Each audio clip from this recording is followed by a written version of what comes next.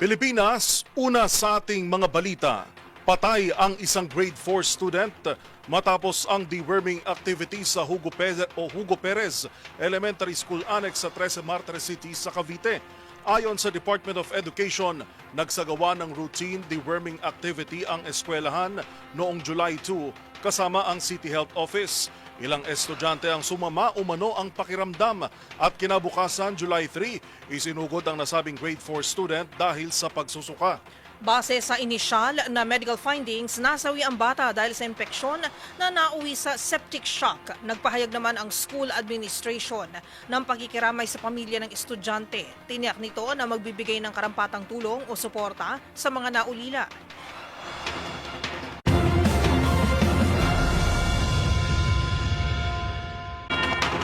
Trahedya naman ang sinapit ng mag-asawang ito sa Bacolod City matapos mauwi sa pananaksak o pagkasawi ang kanilang pag-aaway. Ang mga pangyayari tinutukan ni Rex Cantong. Pawang idineklarang dinoliable sa ospital ang isang miyembro ng Philippine Army at asawa nito matapos umanong saksakin ng kanyang biyanan sa Purok Tilapia, Barangay 3, lungsod ng Bacolod. Ang Philippine Army na namatay kinilala na si alias Erwin, 29 anyos, aktibong naka-duty sa 11th Infantry Battalion ng Philippine Army. Habang ang asawa nito ng biktima ay si alias Leonora, 26 anyos, pawang mga residente ng nasabing lugar na sinaksak din ng ama ng nasabing Army. Ayon kay Police Lieutenant Colonel Kunan Kadayan, Station Commander ng Bacolod City Police Station 2, mayroong kumusyon sa pagitan ng mag-asawa hanggang nawi sa matinding pagtatalo na baril mismo na sa ulo ang nasabing Philippine Army habang sinaksak din ng ama na si Edwin ang asawa na si Leonora.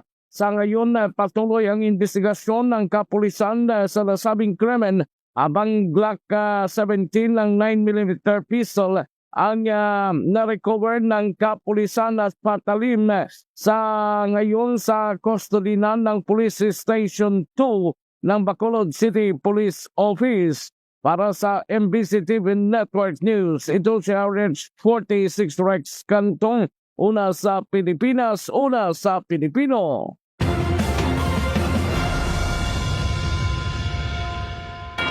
Nakasuhan na ang driver ng SUV na sangkot sa hit-and-run incident sa Mandaluyong City.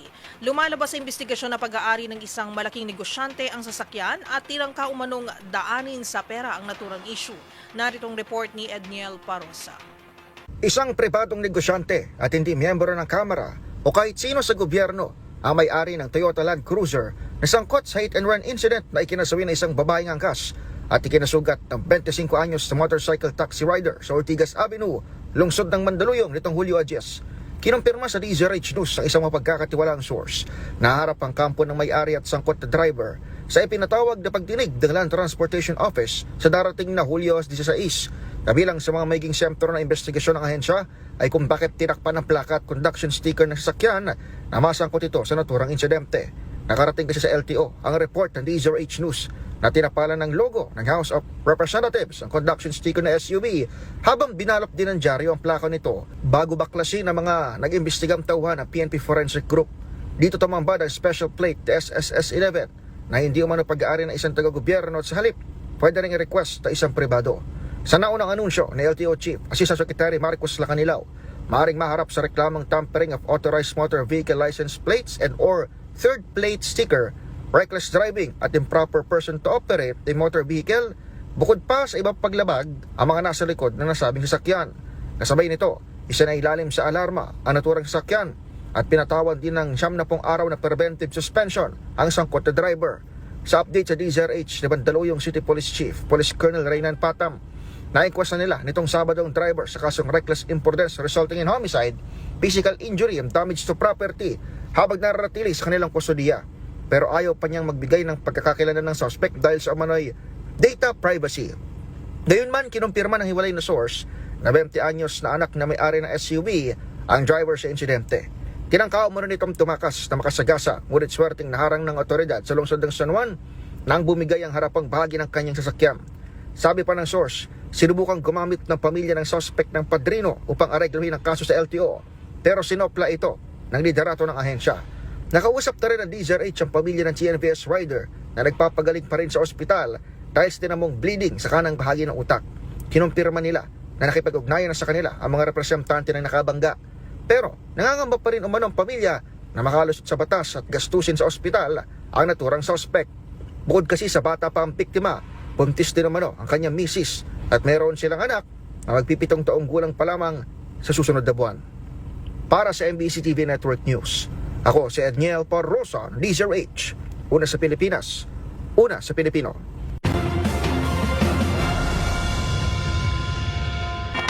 Sa iba pang mga balita, niyanig ng magnitude 5.4 na lindol ang Claveria Masbate kaninang umaga. Ayon sa FIVOX, may lalim na 6 kilometro ang lindol na naramdaman sa iba't ibang bahagi ng Bicol Region at Quezon Province. Naramdaman ang intensity 3 sa Legazpi City sa Albay, Bulan, Donsol, Huban, Magallanes at Sorsogon City sa Sorsogon. Kasalukuyang naitatala ng FIVOX ang may hinang aftershocks. Samantala, naobserbahan din kaninang umaga ang pagdaloy ng lava dulot ng effusive eruption sa pagitan ng alas 6:31 at alas 6:46 ng umaga. Sinundan niya ng maikling pagbubuga ng lava bandang alas 9 na nagdulot ng pagbubuga ng abo. Nananatili sa Alert Level 3 ang Bulkang Mayon na patuloy ang pag-aalboroto sa ika-189 na araw.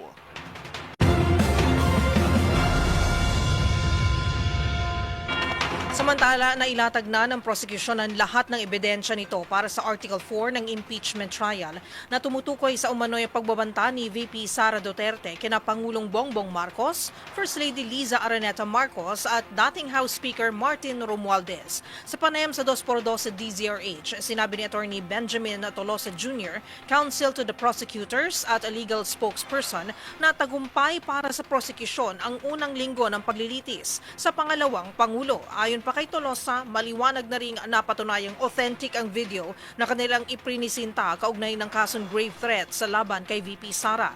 Dagdag pa niya, ginamit din ng mismong depensa sa kanilang cross-examination ng video na iprinisinta ng witness ng prosecution na si NBI Senior Agent John Mark Calilo. Sa aming palagay, maliwanag na ho ito. No? Wala nang question ngayon dun sa authenticity ng video dahil maalala ho natin, on cross-examination, ginamit nila yung sariling video na pinakita ni Agent Calilong, no? Which means they're conceding its authenticity. Mas bukod pa ho dito, sariling abogado ho for defense, no? Nung tinanong sila tungkol dito, inamin na din naman nila yan.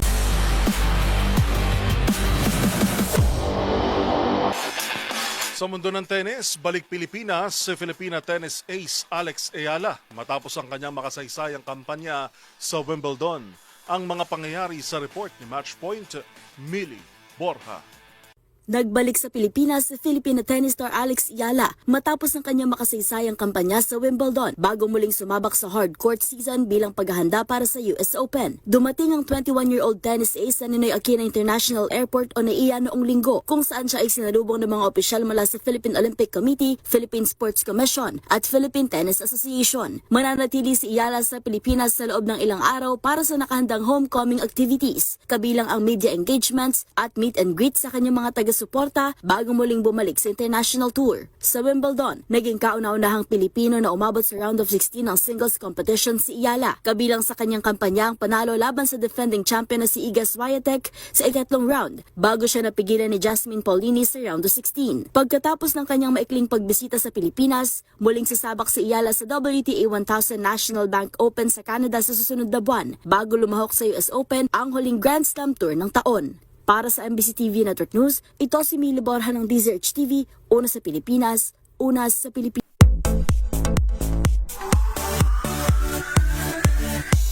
Sa mundo ng showbiz, isang kwento ng katapatan ang ibinida ng aktor na si Epi Quezon. Ito'y matapos ibalik ng TNVS driver ang naiwan niyang cellphone. Naritong report ni Showbiz Angel. Pinuri at pinasalamatan ng aktor na si Epi Quizon ang katapatan ng isang TNVS driver na nagsauli ng kanyang naiwang cellphone. Kinilalang si June Diaz, ang driver ng naturang ride-hailing application. Kwento ni Epi, mula nang nakababa sa sasakyan, halos 3 oras na raw ang nakalipas nang napansin niyang nawawala ang gadget. Nagkataon namang tinatawagan ito ng kanyang misis at anak at doon nga'y sinagot na ito ni Mang June. Ang tapat na driver sa kagustuhang maibalik ang kanyang gamit, pinili raw pala talagang manatili sa area kung saan siya ibinaba. Sa huli, ka nga ni Epi, ang mga ganitong klase ng katapatan deserve to be celebrated. Faith and humanity restored.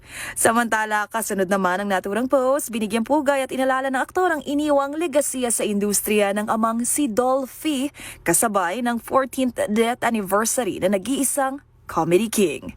Para sa MBC TV Network News, mga showbiz angel ng DZRH TV, una sa Pilipinas, una sa Pilipino. Balikan natin ang report ni Giselle Ricafort kung saan pinakakasuhan si dating Ateneo Blue Eagles head coach Tab Baldwin at 11 iba pa.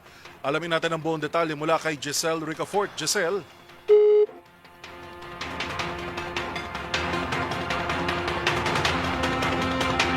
Alright, babalikan na lang natin ang mga detalye ng balitang yan na kaugnay pa rin sa pagkamatay. Update ho ito dahil natapos na ng NBI yung investigasyon at ang bola ay inihain na ngayon sa Department of Justice.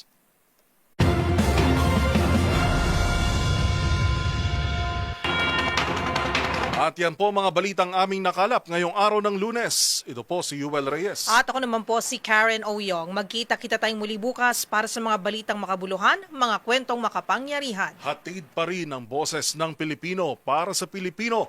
Ito po ang MBC TV Network News. Una sa Pilipinas, una sa Pilipino.